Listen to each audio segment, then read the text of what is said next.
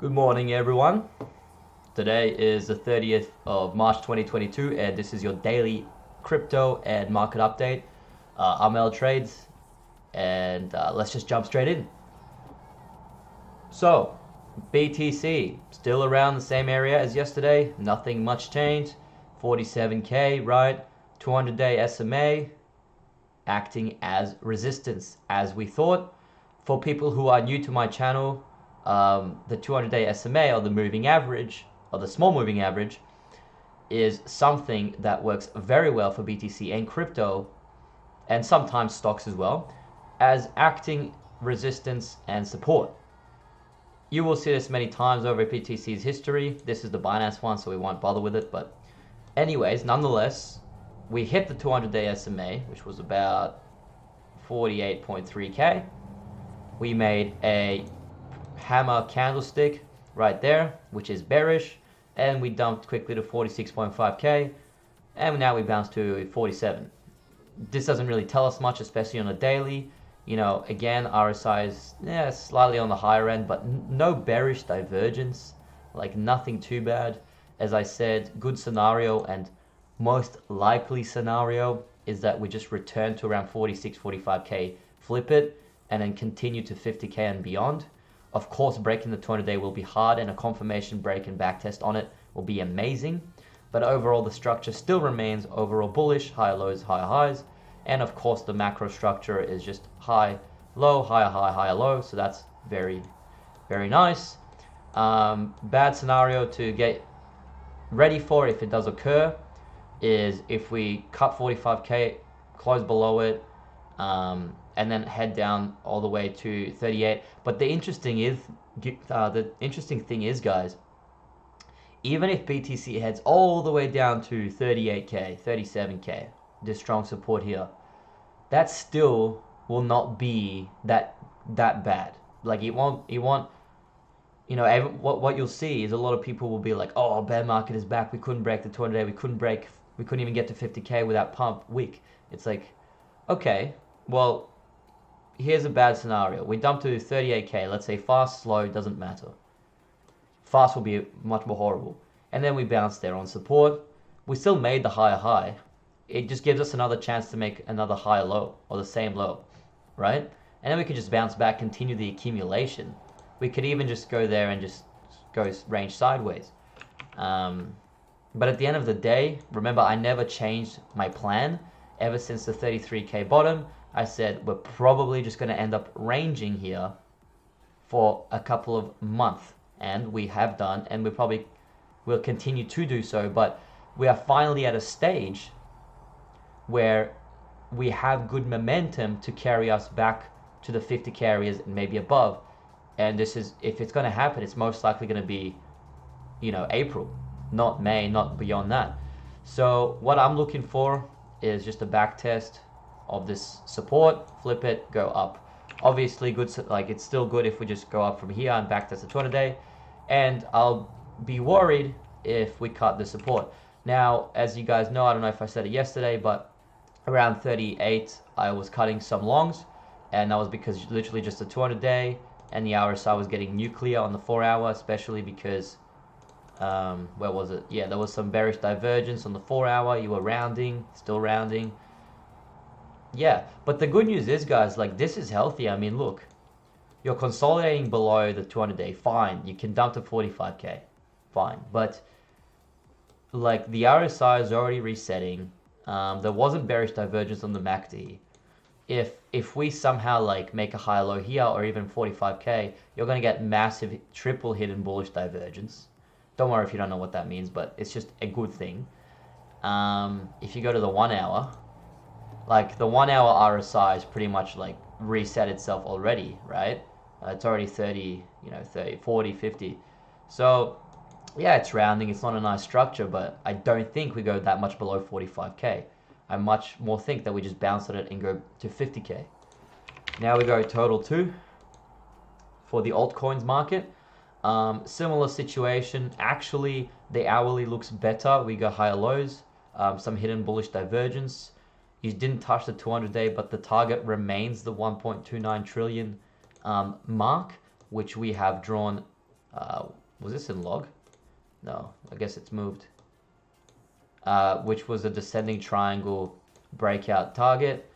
Oh, we did hit the 200-day on the daily, so I guess there you go. The 200-day acting as perfect resistance once again, like it did here.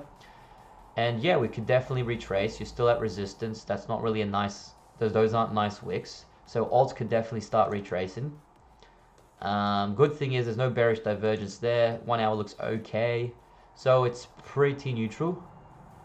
And overall, I believe like something like this, if it is a retrace, probably return to 1 trillion. A higher low here would be beautiful, maybe even lower. It'd still be beautiful. And yeah, obviously just going up is ideal, but we don't always get what we want. We got total 3, which is the same thing but excluding Ethereum. So like for the more degenerate people out there, same thing, right? Every one of them rejected the 200-day. So don't be surprised if we start retracing here, right? That reminds me, Ethereum itself is important. Ethereum's, yeah, rejected 200-day. That's a bearish, what's it called, shooting star, inverse shooting star. Candlestick is not a good thing. It's almost like a hammer, kind of same psychology. No bearish divergence, so it's healthy. Like I think if it does retrace, it doesn't retrace that much and then just continues the path of the channel, whereas the target overall should place you about 5.3k depending how long this goes for. So yeah, just very nice parallel channel. You don't have to overcomplicate it. A lot of people always try to. Let's check the SPX. SPX, like SPX, if you had, okay, so YouTube is more of my professional place where I act professionally, and Twitter sometimes is just I shit post. It's for fun, and you'll see on Twitter, especially if you're following me a couple of months ago or during all this crashes, this bleeding and the Ukraine war and all the rate hikes and all the bad news, right, and the Taiwan stuff, you would have seen me just get really angry at bears around these areas. I was like, look, we have triple bullish divergence. We're in the falling wedge. Like, what do you think is going to happen? I said, do you guys really think, that we're going to have a global financial crisis during bad news? Because that never happens, right? 2008 was during euphoria when no one thought anything could go wrong. And the only people who did know that something may go wrong were people who were really like plugged in, not your average Joe, right? It happened in the 2000 bubble, right? Everyone thought that it was a new paradigm with tech, with .com, and only the smart people knew that it was a crazy bubble that was going to destroy the whole markets. And it happened in pretty much every GFC before that. Also, I would look back at the statistics and saw that the news of war was usually bullish for world markets, for US markets specifically, because US markets usually just print the hell out of it. Of course, this wasn't a war like the last ones. It wasn't as big. But anyways, the TA showed us to buy the fear.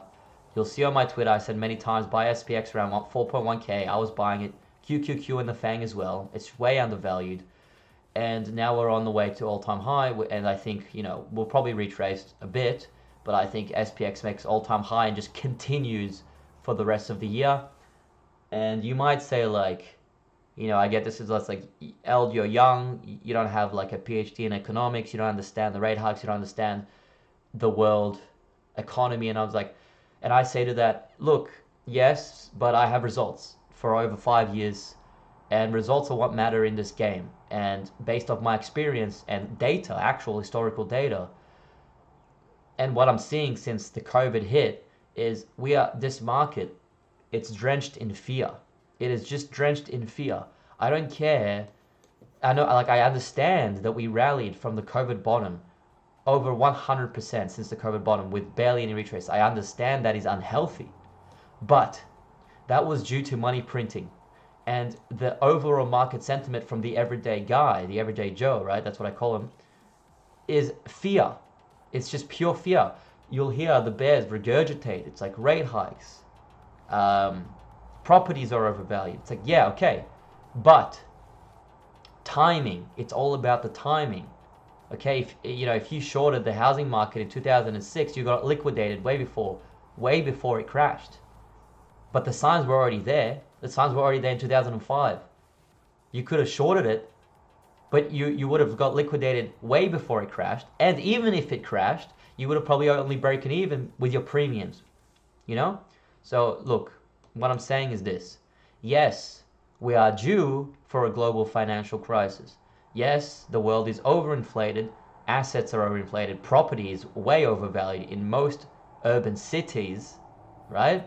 But the the acceleration of euphoria needed for the big dump to occur has not occurred yet.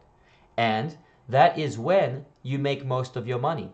Right before the housing market collapsed, that's when people made most of their money in their houses. Right before the tech boom collapsed, that is when people made most of their money in tech, in the dot-com bubble. It's just that 95% of people held it until the bear market was over and lost everything. And the 1% to 5% of the smart money sold the top or near the top. So I'm telling you, like, from my experience, from my thesis, from the data, you know, obviously nothing is certain, but I believe that we are going to enter a euphoric acceleration as the war decreases, or the media chooses to decrease its coverage of the war, and it chooses to decrease the coverage of COVID. And then companies like BlackRock, who have been continuously buying property for the last 3 years in an exponential way, they will get the media. This may sound like a conspiracy theory, but they're going to get the media to hype up property again. They're going to hype up euphoria again, make the average person think that nothing can go wrong. Goldman Sachs and all those big boys, they're going to start FOMOing or shilling their Bitcoin bags when they finish loading up. And then when the average person who doesn't know anything about anything in the financial market, when they think that everything is perfect and beautiful and the world's opening up and everything is up only, then you get the crash. Then you get the global financial market. Then you get BlackRock offloading their properties. Then you get people who have taken on way too many mortgages who can't pay them off. Then you get Goldman Sachs and all the other big boys offloading their Bitcoin and crypto and whatever scams I'm not saying Bitcoin's a scam, but whatever other ventures that could be scams that they try to get us onto. And they all do it at the same time because everything is correlated. All right, actually, I just realized that this market update turned into a massive rant. It wasn't meant to, but just know that locally, the conclusion of today is things may retrace and things may get shaky, but long term and the macro outlook is actually bullish to me. Anyways, guys, thank you for watching. I hope you enjoyed it. See you next time. Bye bye.